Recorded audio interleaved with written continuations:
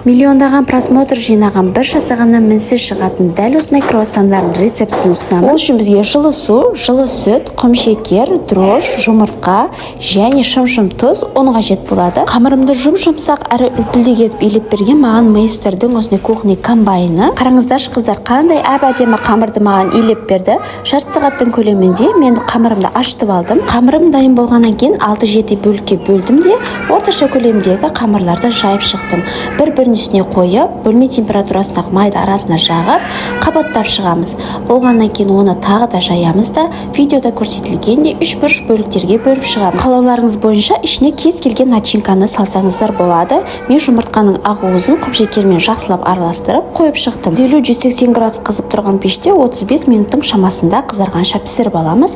Қараңыздаршы қыздар, қандай әдемі болып шықты. Бетіне сахарный пудра сеуіп дастарханға ұсынсаңыздар болады. Бұл рецептіні жоғалтып алмай сақтап алыңыздар да парақшама тіркеліп алыңыз. Айтпақшы қыздар, мейстердің комбайны бір уақытта бірнеше қызметті атқара алады. Қамырыңызды жайып береді, креміңізді жасайды, фаршыңызды өткізіп береді. Енді қалай қамыр жаямын, қалай кеспе тураймын деп мүлдем бас қатырмайсыздар. Қамыр жая алмайтын қыздарға таптырмайтын құрал екен. 6 мен 9 ноябрь күндері Каспий жұма басталып жатыр. 24 айға бөліп төлеу қызметі қарастырылған. Тапсырыс беріп үлгеріңіз.